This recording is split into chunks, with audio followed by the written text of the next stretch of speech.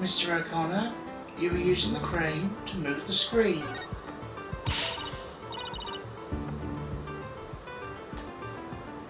Maybe not. The screen was in your way, so you wanted to move it. Then why, pray tell, is it still in the exact same spot it always was? That's easy. The witness changed his mind. It's called because he changed his mind about the defence. Oh! Another chance at that one, please?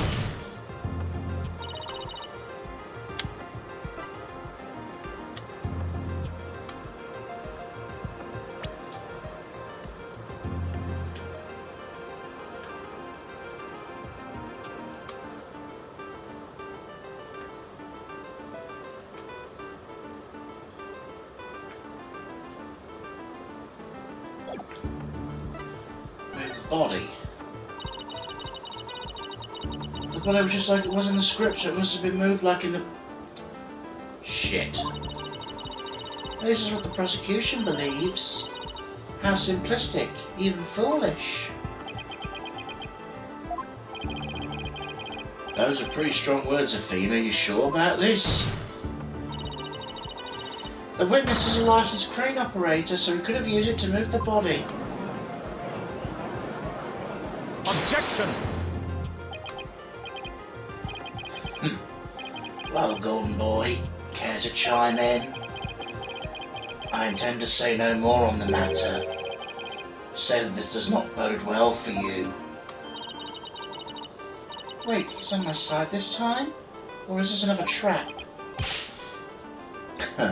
Watch this. I can use a bow and arrow one-handed. Which is dumb as fuck, by the way. You'll just break your teeth, you twat. Wow, that's a crazy level of dexterity. I can even drive a crane with one hand. That's easy. But operating the crane itself is so complex it requires both hands. Now, I would have the court look at this.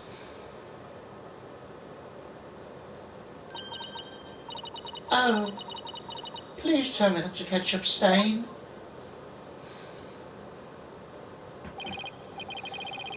You wish. My hand was injured and required surgery. That's the reason I kept my hand in my pocket all this time. I have already verified this with the hospital of treatment. Quite a nasty wound, they say. So, how did you hurt it? I see no need to discuss that. It has no relevance to the case. 2 hands are required to operate complex machinery such as the crane.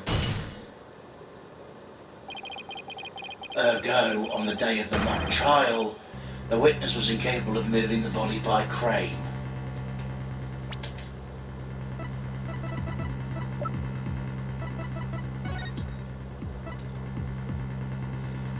What the fuck's this then? Now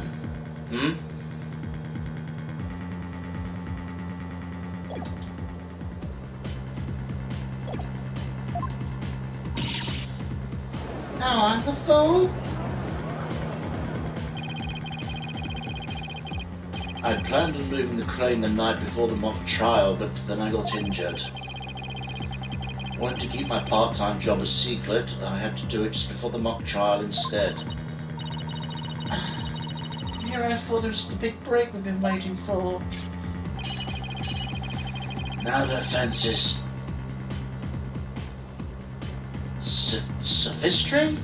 Sophistry?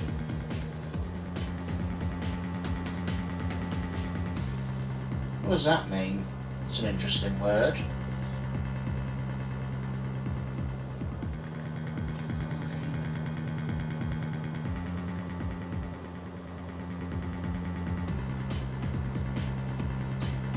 The use of clever but false arguments, especially with the intention of deceiving.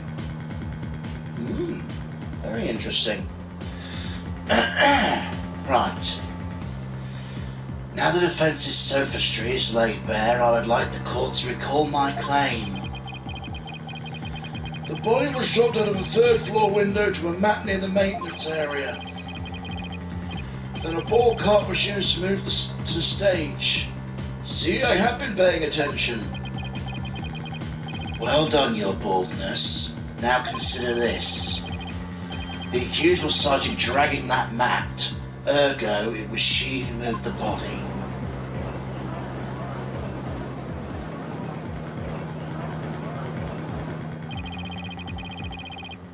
Well, I think you're on the right track, Athena.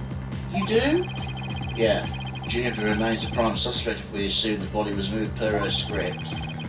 So as a defence, you have to figure out how else the body could have been moved. But... Oh, is he telling me to think of another way besides the crane? Miss Sykes, if you have a counter-argument, the court would love to hear it, and if you do not, it's time for the verdict. Isn't that correct, your baldness? Objection! No, not yet. All I have to do is show the body wasn't moved like it was in the script, right? Well, that would show the matter had nothing to do with the case. There is a sword of great renown that cuts down sophistic lawyers. Its name is evidence.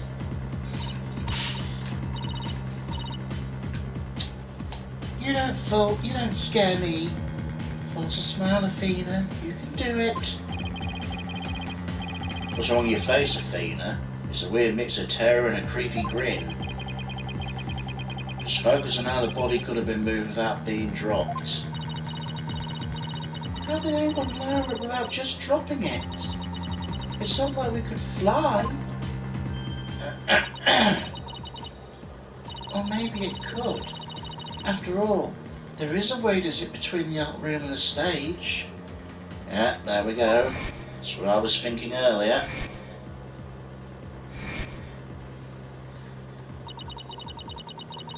Someone could have easily used that thing.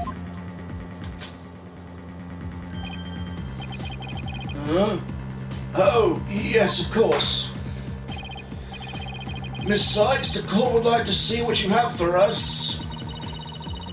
All I have to do is show the tiny shred of a possibility.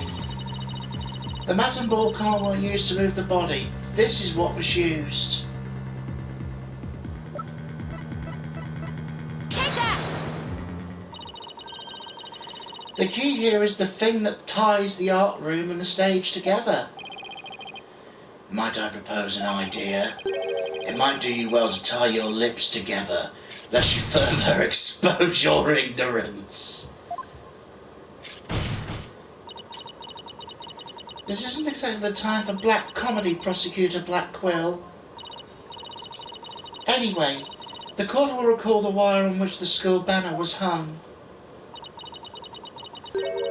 That wire was strung between the art room and the stage, which allowed students to run or reel in the school banner from the art room.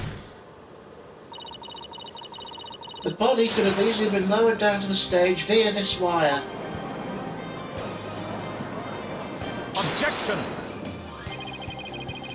Spare me your armchair theories. This isn't some kind of high wire act. The body surely would have fallen, yet there are no signs of blunt force trauma. Objection!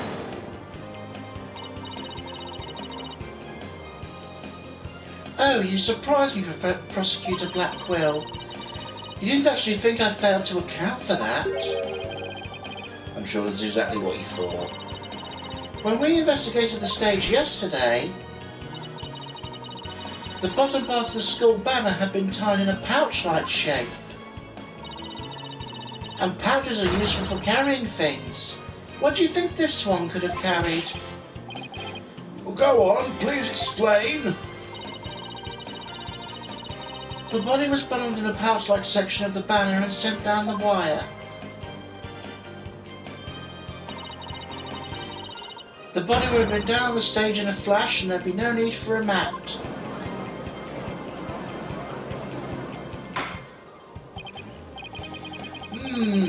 I've heard the phrase carrying the banner, but the banner doing the carrying? I've no patience for you and your cheap parlour tricks. Your claim is as shaky as a colt performing this absurd high wire act. If you have an actual objection, then just come out and say it.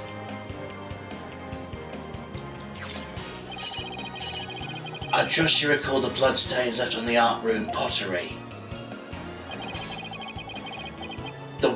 If the wire had been used to move the body, it would have been via the window above the quad, the one with the winch.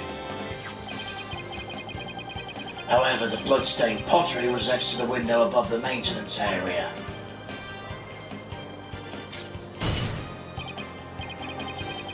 Ergo, the wire and banner had naught at all to do with the case.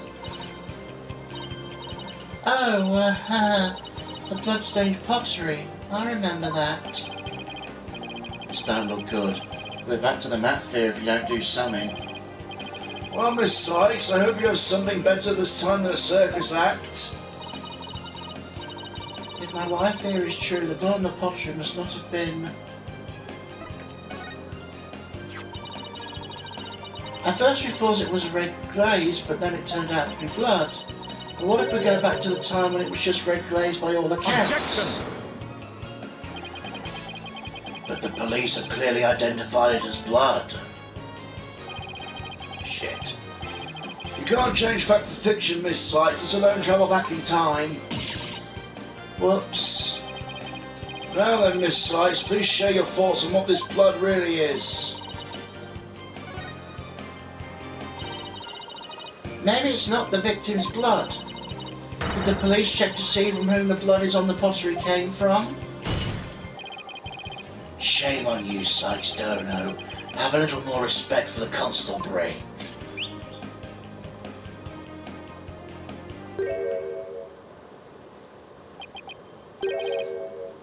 Fulbright.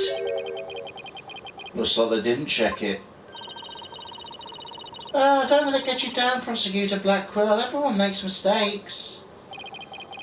Spare me your cheek. We will know not either way until the tests are run. True, but in the meantime, I'm going to press my claim as far as I can. Your boldness. I demand the blood on the pottery be analysed this instant. Of course, it shouldn't take long to get the results back.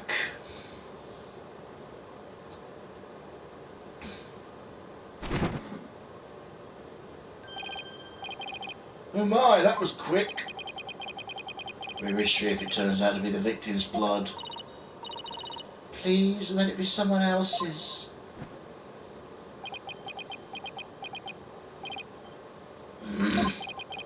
It seems the blood was not from the victim. What?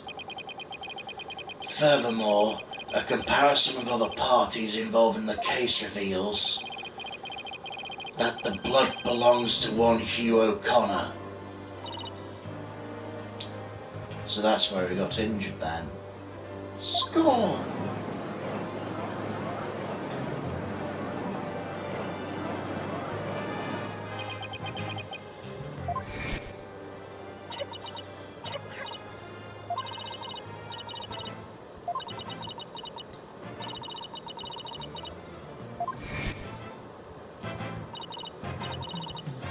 Your Honour, as you saw earlier, the witness's left hand has suffered a serious injury. He sustained the wound in a struggle with the victim. His blood got on the pottery. The jury saw his blood-stained hands as they passed each other in the first floor hall. It's the only explanation that covers everything. Objection! There is but one way now to turn aside her blade, but do not cast the blame on me. Your grudge is with Sykes Dono, for it is she who forced me to expose your secret. Fine, whatever. Wow, how much dirt does he have on Hugh? The court will observe this odd-looking envelope. It was inside this that Miriam Scuttlebutt's script was found. Miss Scuttlebutts? Didn't the prosecution already claim that this envelope is the one that contained her script? Circumstances have changed. You see, Golden Boy had hidden this from us all. Let's see here. My word, talk about the world's most painful paper cut. Indeed. You can clearly see this envelope is not opened correctly. A powerful spring-loaded blade will shoot forth, leaving a horrible gash upon the hand. The only one who had been told of the correct way to open it was Constance Court.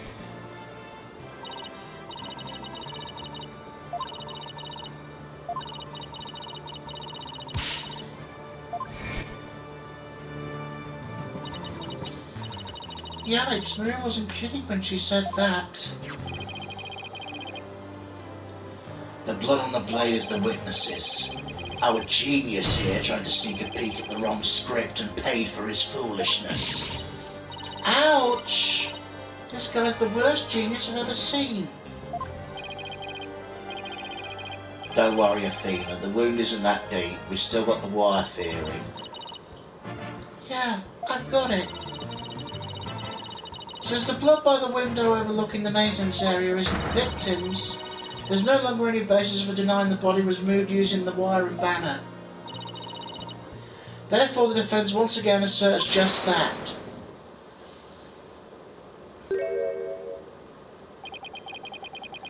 You call yourself a lawyer? Don't you see the glaring contradiction in your thinking? Huh? The court would like to remind the witness that his role is not to point out... And you, how can you adhere to such outdated beliefs? But whatever.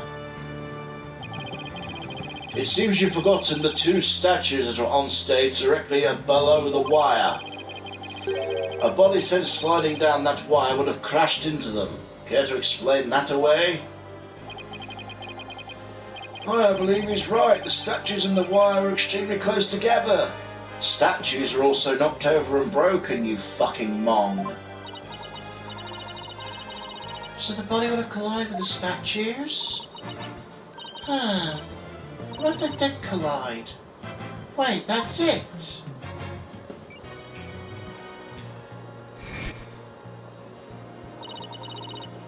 Speaking of those statues, we still don't know how they were broken. If we assume the body crashed into them,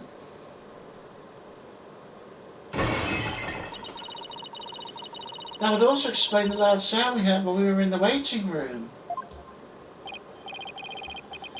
Now you mention it.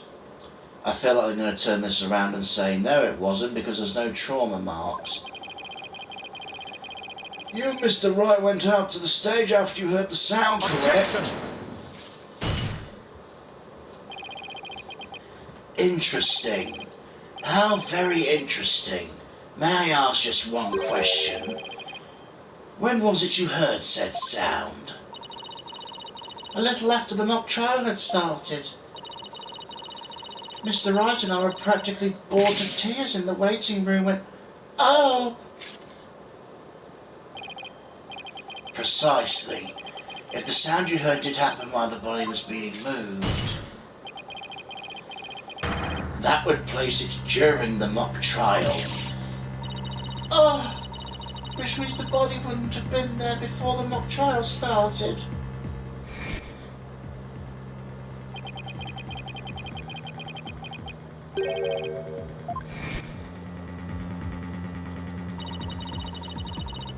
He said he saw the body before the mock trial. If so, my claim the body was moved during the mock trial won't hold water.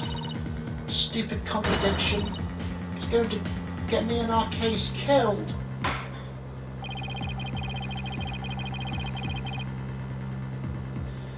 Focus was on just 3 suspects because the body was moved before the mock trial. That has been the major premise thus far. Your assertion, therefore, contradicts the very foundation of the case. Objection! Both sides still lack incontrovertible evidence. So, should we not also treat Golden Boy's testimony with some level of suspicion? Good point. Prosecutor Blackwell is on our side? I bet he's figured out the truth behind the case. Well, great, as long as you're not up to something else. The statues really were broken when the body hit them. Hugh's statements about seeing the body before the mock trial's a big fat lie. Okay, Mr. O'Connor, let's get to the bottom of this contradiction about when you saw the body. Look me straight in the eyes and repeat your statement. Like I said before the mock trial, the body was, you know... I should only say this once, Golden Boy. You'd best tell the truth and do it now. That is, if your head wishes to enjoy the continued companionship of your body. Yikes! Now, out with it.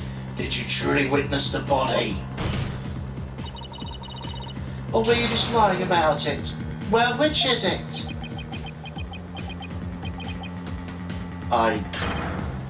You what? I never saw the body. Are you sure about that? Lie to this court again and we'll charge you with perjury. There was no body on the stage. I've been lying about it the whole time.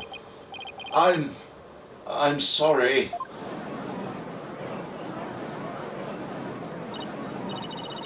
Yes, expose Hugh's lie for what it is. But why would you lie about this to begin with? Order! The base premise that the body was moved before the mock trial has been overturned. I imagine this has an impact on both the defence and prosecution's case. Well, first I'd like to thank the prosecutor. This brings us one step closer to the truth. Now, at least, we know the body was moved using the wire and the school banner. Indeed, that much I shall concede, Sykes Donor. The body was moved as you stated and in the midst of the mock trial. So both sides are satisfied then? If the body was moved before the mock trial, we have our three suspects. But if the move took place in the midst of the mock trial, it's an entirely different story. Right. All three suspects were in the mock trial. That gives them solid alibis. Objection! How simplistic. Did you forget about the student in charge of the audio? Amidst the mock trial, she was the one soul who could leave and re-enter the lecture hall. What's this? Who's the person in charge of the audio? Oh no. How could I forget? It was...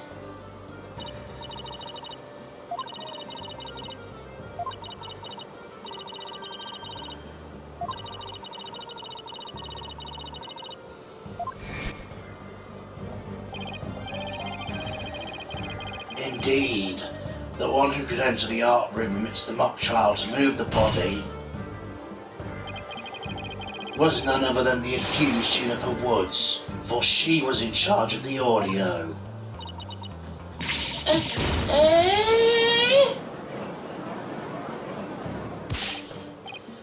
Yes, I see, that does make perfect sense. This can't be happening.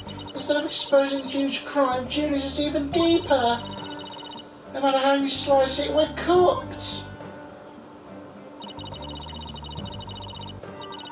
And here I thought Prosecutor Blackwell was on our side, at least on this issue. The Twisted Samurai strikes again. Twisted? It's more like Dirty Rotten. Your boldness. It's time to put an end to this farce. The prosecution has presented a quite convincing case. The defence has one last chance to voice any remaining objections. Well, Miss Sykes? Paula, what are we going to do? I've got nothing left. Nothing. Nada. Niente. I've been trying to think of something, but I'm drawing a big blank too. Poor Judy. Unless we figure out something, she'll be... Objection. Objection. Well, I object to...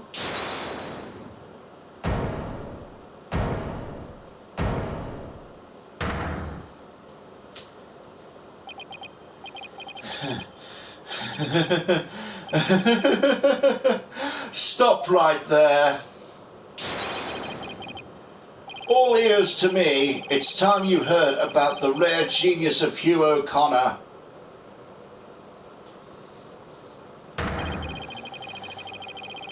Listen and you will hear the secret behind my perfect crime. Perfect crime?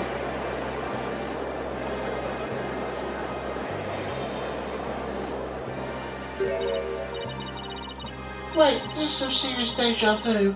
Didn't we just go through something like this yesterday? Yeah, we did. There's better not be another one of these enraging traps. The murder, the moving of the body, the cover-up, it all sprung from my brilliant mind. Well, go ahead, arrest me. The real killer's right before you. Order! Order, I say! Mr. O'Connor! You already confessed yesterday that earlier today you recanted your confession. As if you mouth-breathers could comprehend my genius, the ends justify the means. Now bow down and kneel. Kneel before my great and maddening intellect. Objection! Enough. The only thing maddening is the enormity you bear for all to see. For it is impossible for you to have been the perpetrator behind this crime. There is no perfect crime, only perfect alibi. And for you were at the mock trial. And it is silly I must remind you of this, but you were a participant the entire time. There shall be no mercy if you persist in hindering the trial with your silly little act.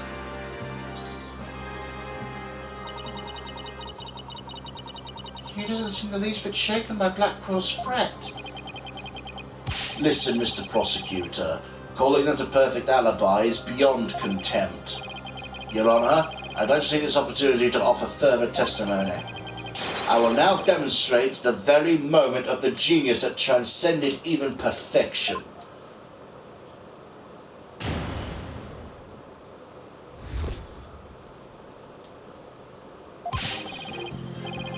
You won't believe this, but I used a body double. That wasn't the real me in the mock trial. That means I didn't almost lose. My body double almost did.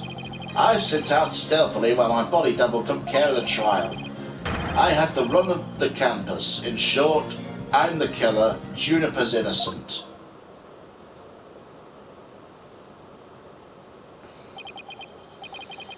I have a question I was hoping the defense and prosecution might help answer. Is it just me, or does the witness's testimony make no sense at all? No, it's not just you, Your Honour. All I got from listening to that was a headache. Yeah, that was just plain weird. Especially the whole thing about a body double. Well, I'm relieved it's not just me and the prosecution. You're boarding the summon ambulance this instant. The witness is stark raving mad. Yes, I think that would be for the best. Now then, let's pretend it never happened and move on to my verdict. You people don't believe me? It's not a matter of not believing you. It's more on the lines of questioning your sanity. Yeah, Funny Farm just called. They want their genius back. Shut your pie holes. The intellect of a genius transcends even logic. Besides, don't you guys have that weird device for testimony like this? We're just not a weird device, and I don't waste time on ridiculous testimonies. Easy there, Tiger. Think of it this way. We don't want a verdict to be passed yet. How about we give Widget a try? Well, this is against my better judgment, but I'd like to conduct a short therapy session. Your better judgment? I'm a judge and it's far beyond mine. Yet I find it hard to say no.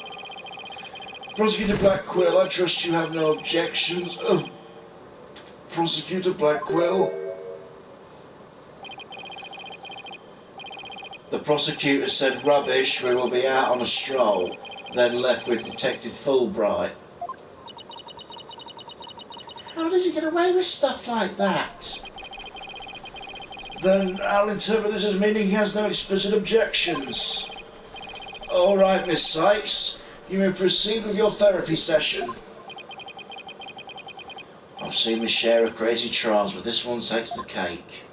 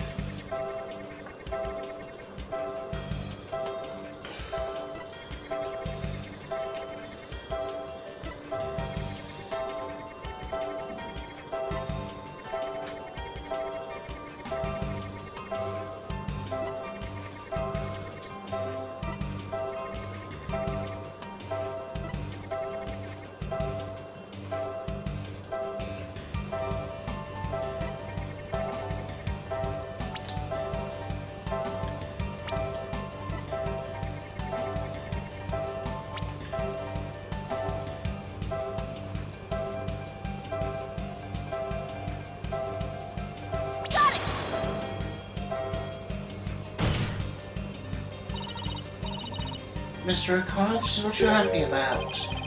Happy? What are you talking about? I'm confessing to murder here. To call the grief I feel the severity of my crime happiness is insanity beyond mine. Guess I got that one wrong. I pity you, mouth believers. You should listen attentively to the genius of my confession.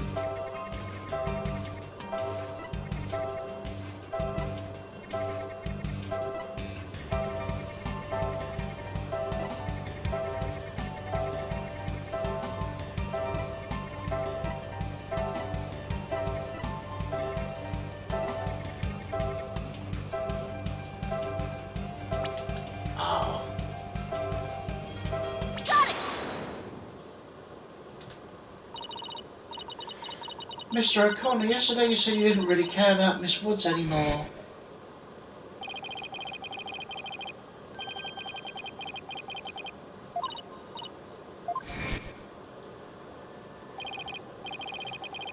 Yeah, well, Juniper reported my secret to Professor Court. Secret? Oh, the bride. She wanted nothing to do with me because I disappointed her. That's why I don't care about her anymore. I was never trying to protect her. My confession was always about one thing and one thing only, the truth. Objection!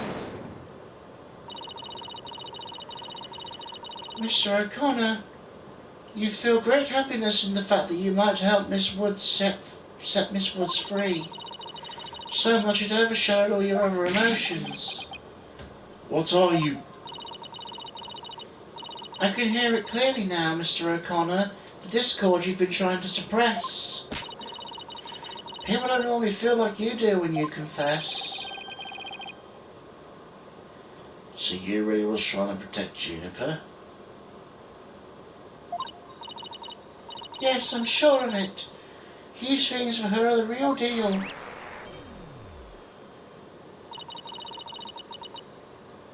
But that means his confessing is... Finally figured out the obvious, have we?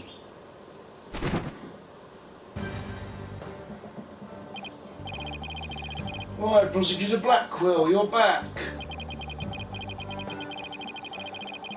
The confession was naught but lies, save for the part about it being in the mock trial.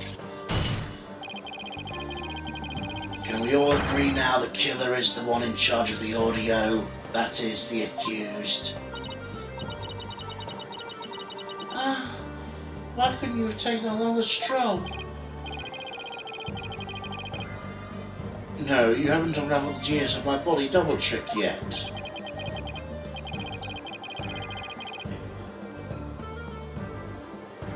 can't be serious.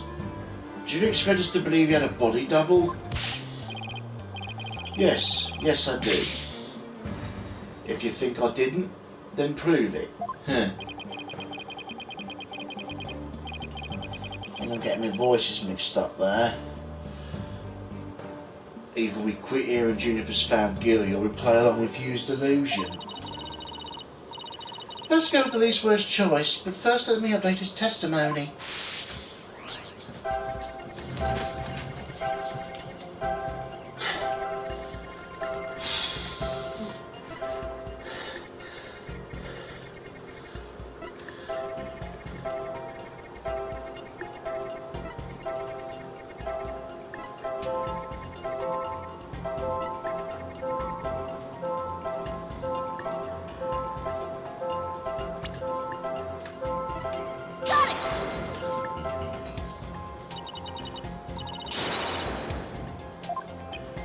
Nope, not that.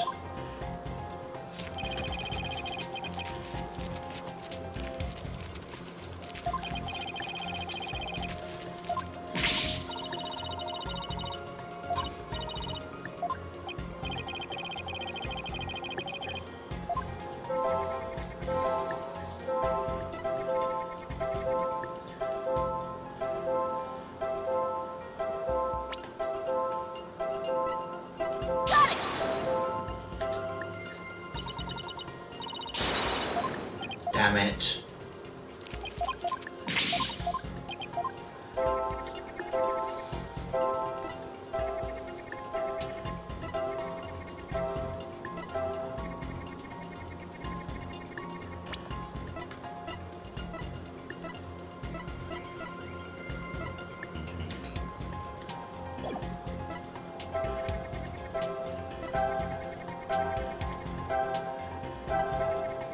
Guess it's... fuck's sake. Guess it's you.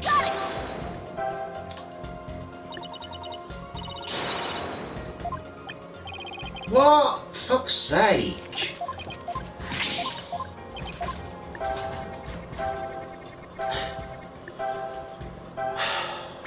Fuck it, I'm just gonna click through them all then. There's no penalty in these.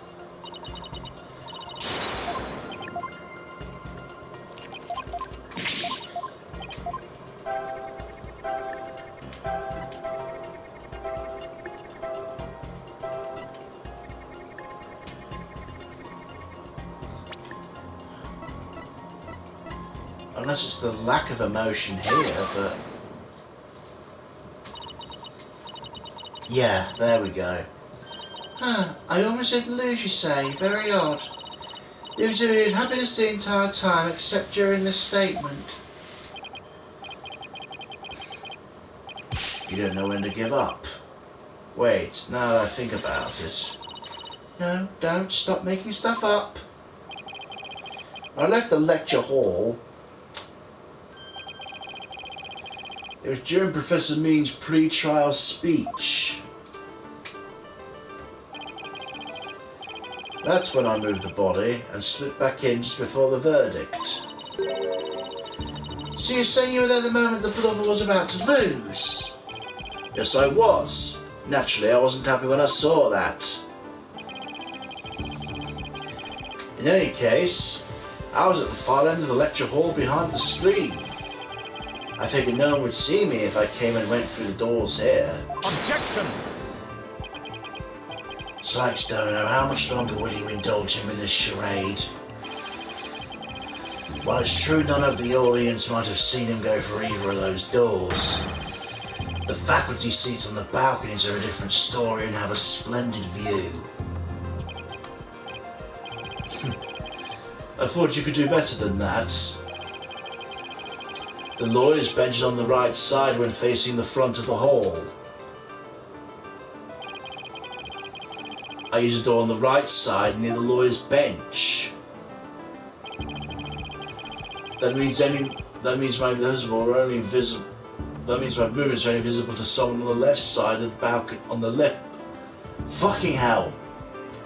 That means my movements were only visible to someone on the left balcony seat. But that seat was empty at the time, which is only natural. After all, it belonged to Professor Court, and as we know, she was already dead by then. This can't be right. An empty balcony seat on the left side contradicts this piece of evidence.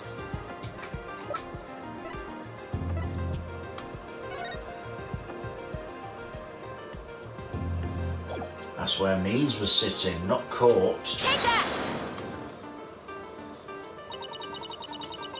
I've no idea where this contradiction is going, but I don't have any other moves at this point. Guess we'll just have to follow it and see where it takes me. You said the left balcony seat was empty, but was it really? I saw with my own eyes, it was definitely empty. What about this diagram? According to this, Professor Means was supposed to be seated on the left balcony seat. If you left the lecture hall during the pre-trial speech, he would have been standing here at his seat addressing the students and faculty. No, this can't be right.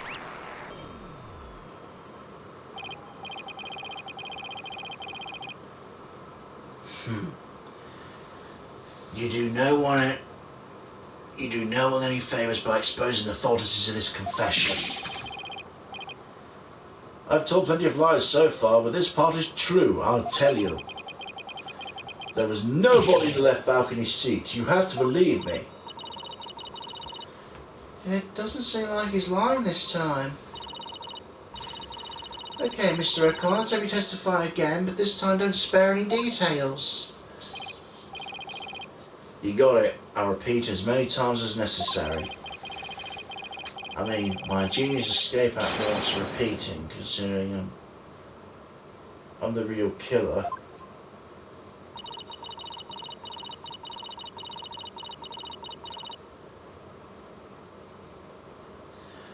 All I really care about is whether or not the seat was empty.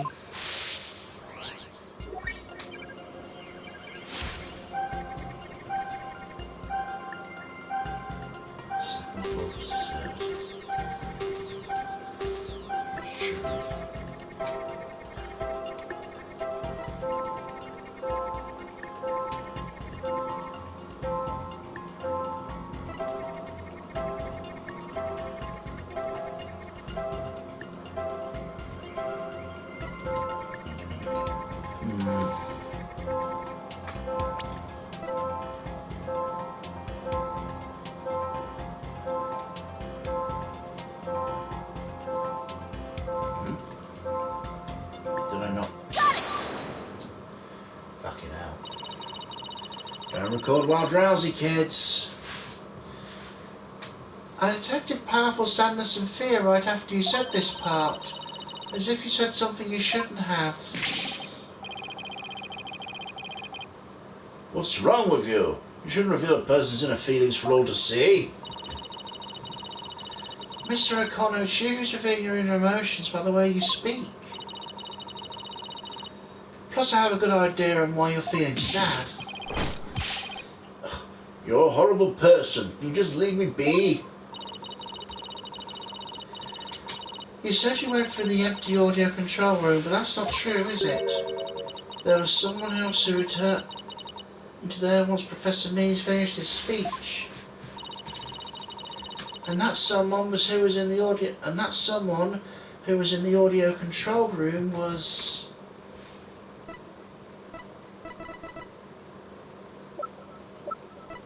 Take that!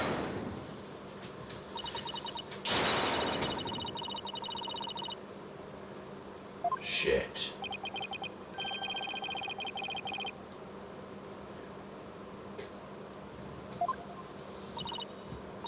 So it was fucking Junie then, twat.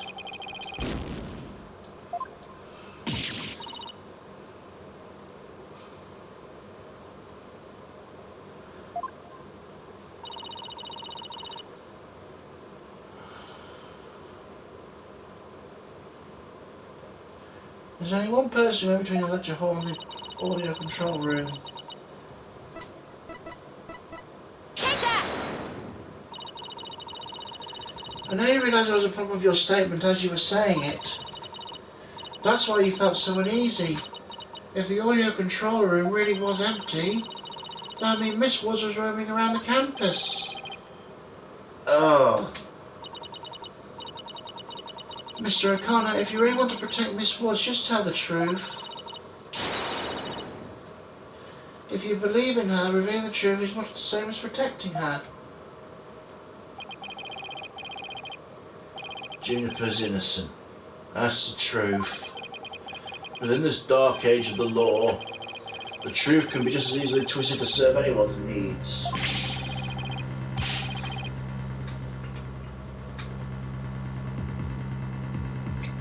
And when the ends justify the means, your only choice is to fight back with lies. Hughes Hall wouldn't hold out under this battle between truth and lies. Something I can do to make him recount his false testimony?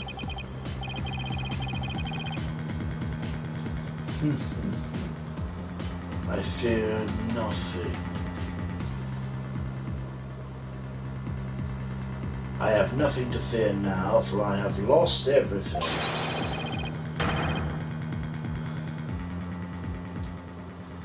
Go ahead, Prosecutor Blackwell. Cut me down if you wish.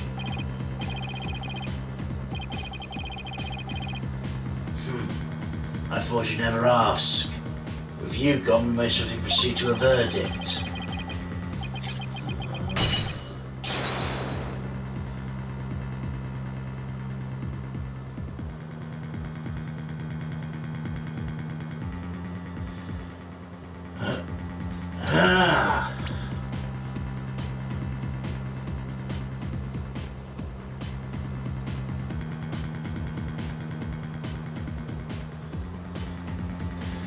Sorry.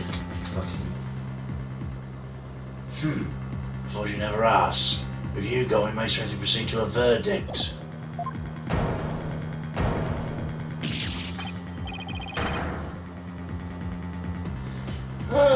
He broke out of his shackles again!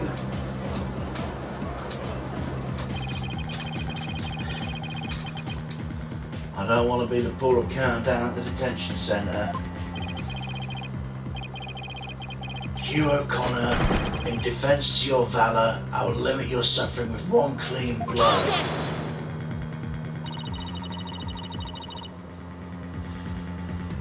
Can you wait just one moment before you cut him down? Silence!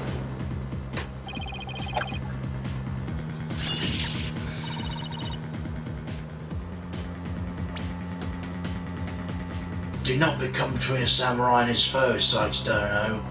Yikes, I never heard about this in law school. Careful, prosecutor. Remember that shocking experience you had the last time?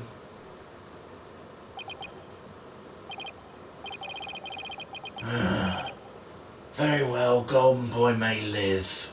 For now.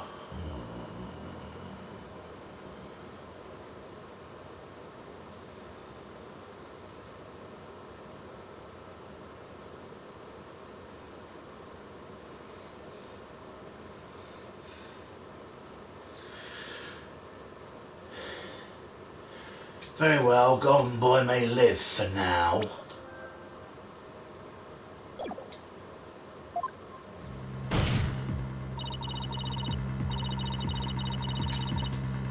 Enough already! Mr. O'Connor, Miss Woods would never want you to protect her in this way. She values the friendship between the three of you more than anything. That's where you're wrong. She doesn't feel anything to me now. What does it matter anymore? I might as well tell you everything. This is no doubt news to you, but I'm not and never was able to be a genius. Sorry, but I already knew. Me too. Don't forget me! Though in all fairness, it was pretty obvious.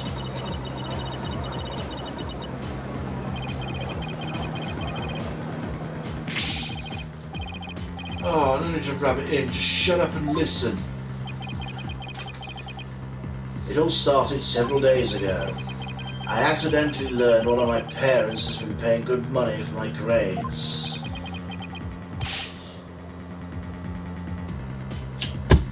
Oh shit. Sorry. Ah. Sorry.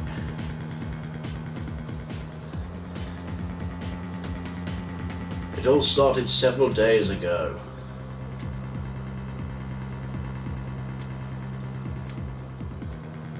I accidentally learned my parents have been paying good money for my grades. That's bribery! So the bribery wasn't Hugh's idea? All my perfect scores were the product of cold hard cash, not genius. Even worse, when I confronted my parents about it over the phone, Juniper overhears me. Oh my, what a terrible misunderstanding! I've been living a lie. I don't know what else there is to say. I'm no genius. I'm completely worthless.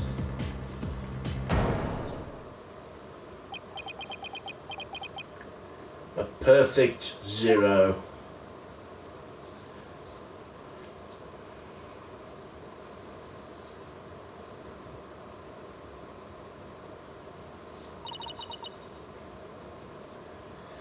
Hugh? Even so, I still wanted to make it up to Juniper for disappointing her like that. That's why I wanted to clear her name by pinning the blame on me. I mean, she probably hates me now, so it'd be a relief for her to see me locked away. If you were trying to help her, then why'd you testify against her? You're the ones who told me to tell the truth yesterday. I thought if I did, it would help her. He wasn't trying to provoke us? It looks like we seriously misunderstood him in more ways than one. At the detention centre yesterday, Julie was in tears when she opened up to me. The truth is, the friendship between the three of them still rock solid. If there was something that could help me prove that to Hugh.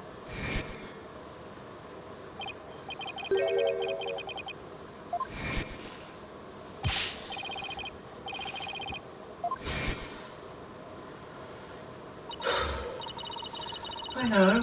What about that proof of friendship they mentioned? I wonder where or what it is. It's the fucking choker, obviously. At least in his case. Don't know what the other two are wearing.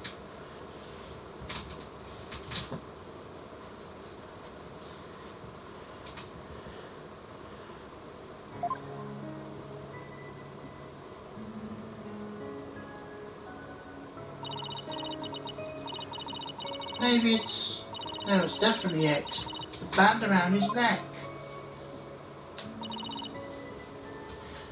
Mr. O'Connor, that band around your neck, that's your proof of friendship, isn't it? Proof of friendship? Is that anything like a proof of purchase? In court, evidence is everything. That's why the three friends created friendship bands. It's the evidence that proves their friendship. Oh, how very interesting and chic. If they have doubts about their friendship, they can look to the proof they have on hand. That's why Mr. O'Connor always goes to his neck when he's pressured. It proves he still has feelings of friendship towards the other two.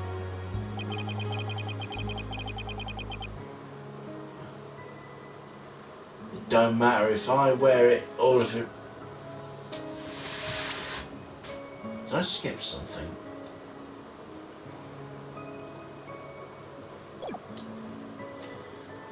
It doesn't matter if I wear it, those two. There we go. But they feel the same way too. I know they wear their friendship bands somewhere. Junior and Rory must both feel the same as Hugh. I just know it. Everything Hugh said didn't lead me to believe that. In fact, he may have also just told me that other ways. He also may have just told me the others wear their proof of friendship.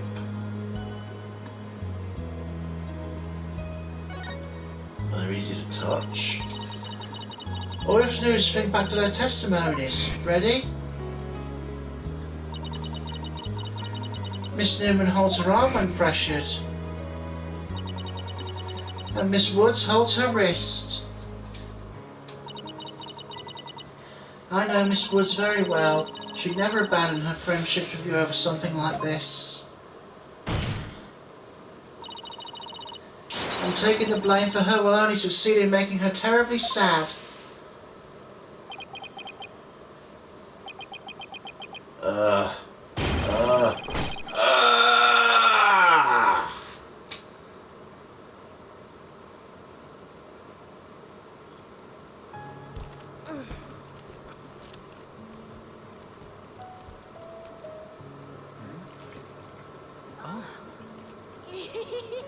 Robin, those bands of friendship that you made, just for the three of us. You may have forgotten about them, but not me.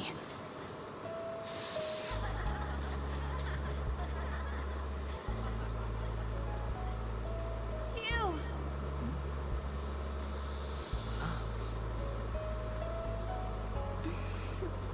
Hey, Hugh!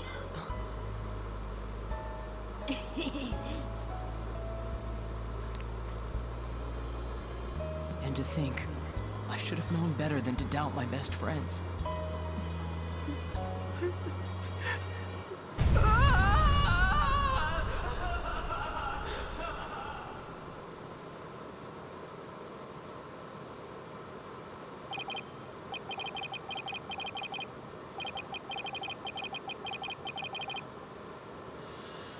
I didn't kill anyone.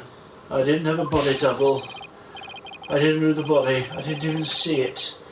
It may look like I'm speed reading, zoning the art of mastering the bar exam, but I haven't read a single word. Well, you could have fooled me. In fact, you did. You. So, Miss Sykes, can I place my trust in you?